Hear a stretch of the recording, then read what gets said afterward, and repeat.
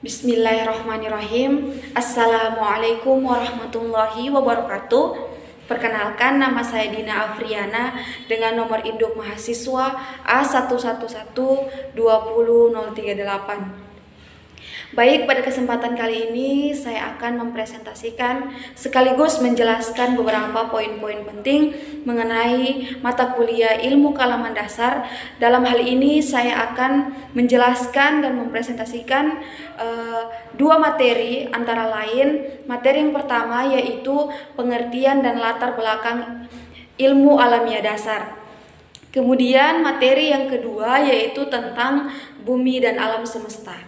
Berikut videonya.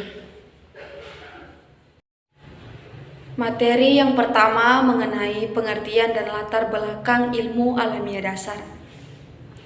Jelas kita semua bertanya, apa itu ilmu alamiah dasar? Ilmu alamiah dasar adalah sering kita dengar atau sering kita sebut adalah ilmu pengetahuan alam yang dimana disebut sebagai natural science, yang merupakan ilmu pengetahuan yang menjelaskan tentang gejala-gejala dalam alam semesta termaksud di muka bumi ini sehingga terbentuk konsep dan prinsip pada alam semesta. Jika kita perlu pahami bersama bahwa dalam memahami ilmu alamiah dasar itu pada konsepnya juga mempelajari tentang kaitan antara manusia, alam, dan kebutuhannya. Jika kita kaitkan antara manusia dengan alam semesta, di sini kita bisa tentukan atau ditentukan oleh kemampuan manusia dan alam sesuai karakternya masing-masing.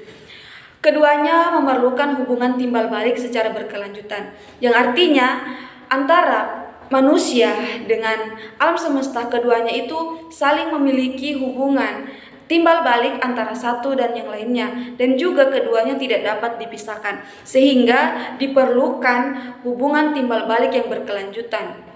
Nah, dalam hal ini juga mengenai pengelolaan lingkungan hidup secara bijaksana, selain dapat menyelamatkan umat manusia dari permasalahan dan ketimpangan-ketimpangan yang ada, melainkan bisa memakmurkan kehidupan umat manusia secara baik dan terarah.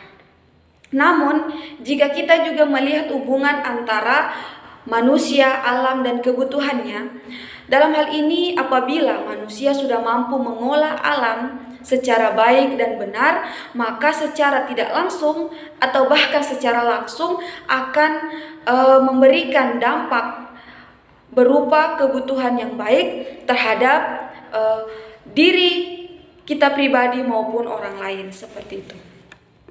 Kemudian lanjut pada sifat-sifat ilmu alamiah dasar. Dalam ilmu alamiah dasar ada dua sifat yang perlu kita pahami. Yang pertama itu sifat anorganik dan yang kedua adalah sifat organik. Baik, dalam hal ini dalam sifat anorganik itu organisasi adalah sifat yang dimiliki oleh benda-benda yang tunduk dan mengikuti ketentuan alam. Yang artinya di sini mengikuti gerakan-gerakan alam itu sendiri karena ada yang namanya hukum alam. Nah, gerakannya ini berdasarkan dari kekuatan luar yang dimana tidak bergerak sendiri atau tidak berkeinginan. Sifat ini memiliki oleh zat cair, gas, dan padat. Contohnya seperti air dan gas.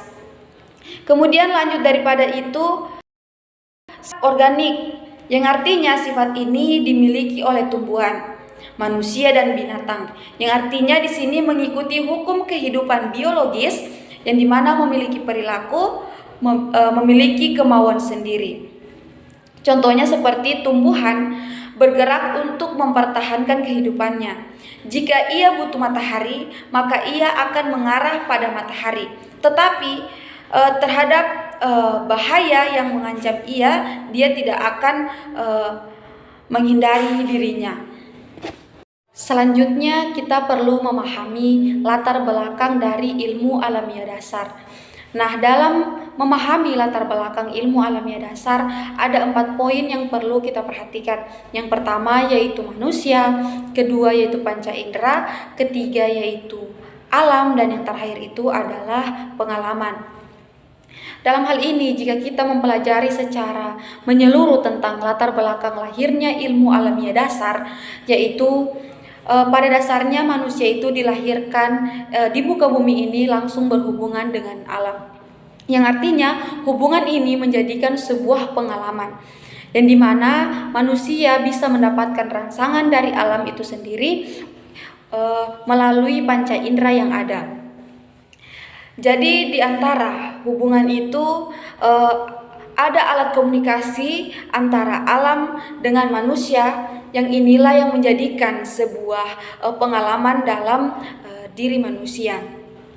Kemudian bila dibandingkan dengan makhluk lain, yang dimana manusia itu berbeda antara hewan dengan tumbuhan, yang dimana manusia ini dibekali oleh budi pekerti, akal dan pikiran, yang dimana mereka gunakan untuk bagaimana caranya memberikan sebuah rangsangan dan bisa berkomunikasi. Dan yang selanjutnya yaitu tentang ciri-ciri ilmu pengetahuan. Untuk memahami ciri-ciri ilmu pengetahuan itu sendiri, ada beberapa poin atau tahap-tahap yang perlu kita pahami. Yang pertama itu objektif, yang kedua metodik, yang ketiga yaitu sistematik, dan yang terakhir adalah berlaku umum. Baiklah, untuk selanjutnya kita ke materi yang kedua, yaitu tentang bumi dan alam semesta. Baiklah, agar kita mudah memahami materi tentang bumi dan alam semesta, di sini kita perlu tahu pengertian dari bumi itu sendiri. Jadi bumi merupakan planet ketiga dari matahari, yang merupakan planet terpadat dan terbesar kelima dari 8 planet dalam tata surya. Bumi juga merupakan planet terbesar dari keempat planet kebumian tata surya, yang artinya bumi ini terkadang disebut sebagai dunia atau planet biru. Baik, selain dari pengertian bumi itu sendiri, di sini kita perlu pahami mengenai pengertian dari alam semesta. Nah, alam semesta adalah seluruh ruang waktu kontinu tempat kita berada, yang artinya dengan energi dan materi yang dimilikinya, di mana usaha untuk memahami pengertian alam semesta dalam lingkup ini pada skala terbesar yang memungkinkan ada pada kosmologi, yang artinya di sini kita mempelajari tentang ilmu pengetahuan yang berkembang dari fisika dan astronomi. Selanjutnya yaitu pengertian dari samudra. Nah, samudra atau lautan atau bisa disebut sebagai osean adalah laut yang sangat luas yang merupakan massa air asin yang sambung menyambung meliputi permukaan bumi, yang di mana kepulauan yang besar. Selanjutnya yaitu pengertian tentang benua. Benua adalah hamparan daratan yang sangat luas, yang dimana pada bagian tengahnya bersifat kering karena tidak mendapat pengaruh dari angin laut yang basah atau lembab. Selanjutnya yaitu pembentukan samudra dan benua. Nah, dalam pembentukan benua dan samudra tersebut melalui proses yang begitu panjang, yang artinya ada proses-proses tersendiri sehingga terbentuknya suatu benua dan suatu samudra. Nah, dalam hal ini mengenai proses pecahannya benua Pangea ini terjadi sekitar 135 juta tahun yang lalu. Selanjutnya benua Laurasia bagian barat bergerak ke utara menjauhi benua Gondwana yang akhirnya membentuk benua Amerika Utara.